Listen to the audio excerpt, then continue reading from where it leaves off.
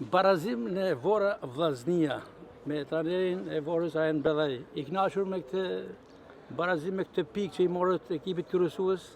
Më i kënaqur sigurisht do isha po të kishim 3 pikët, se në këtë moment të kampionatit ne na duhen gjithmonë pikët e plokta për të shkuputur sa më shumë dhe sa më lart nga ajo zonë e ftohtë, po gjithsesi duke luajtur me Vllaznin, një nga ekipet më në formë të kampionatit, me vazhdimësitë, me fitoret që ka, me lojën e mirë që bën, është në krye të klasifikimit me merit, duke marrë një pikë Vllaznin, besoj se edhe karakteri i ekipit ton, edhe besimi na rritet, një pikë me Vllaznin për ne është shumë e mirë, pasi është ekipi kryesues.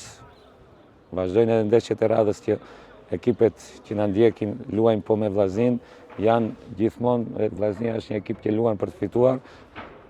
Ne sot morëm atë pikë, ishte një Vllaznie fort, kemi bërë mirë pjesën e parë, me disa aksione që bërëm, ishim më mirë në qarkullimin e topit, nxjerrjen e topit nga mbrapa, po nuk jam i kënaqur me pjesën e dytë, pasi duhet të kishim më shumë bashkëpunime, më shumë frymë, më shumë dëshirë për të arritur te zona e Vllaznisë për të shënuar. Edhe 4 javë deri në fund dhe tek kampi i Vorës duket se ka besim për qëndrimin në Superligë. Ku e bazoni një besim të tillë?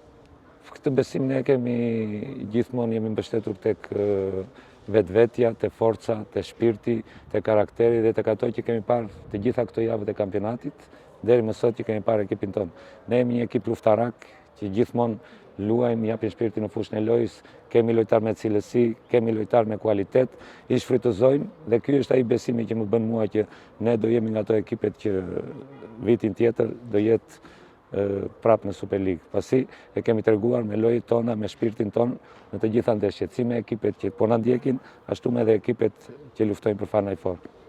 Një ceremoni festive përpara fillimit të ndeshjes që krijoja një atmosferë entuziaste në publik.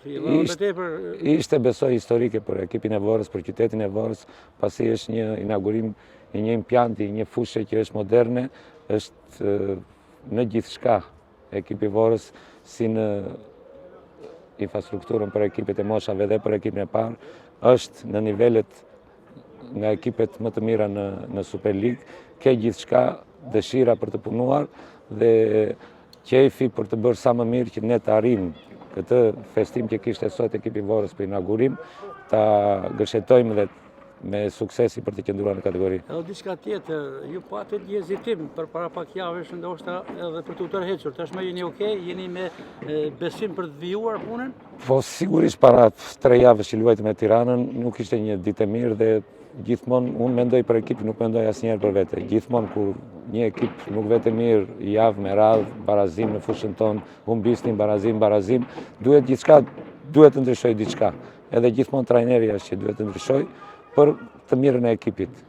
Ram dakord me presidentin, nuk e pranoj dorëheqjen time dhe po vazhdojmë për të realizuar atë ëndrrën që është qëndrimi në kategori. Nëse Vora mbijeton, do të vijojë Bellaj të drejtojë Vorën? Po sigurisht, në qoftë se gjithmonë presidenca, klubi është i kënaqur me punën e trajnerit dhe me suksesin që ka gjithmonë, është në dorën e presidencës për të vijuar punën time. Faleminderit.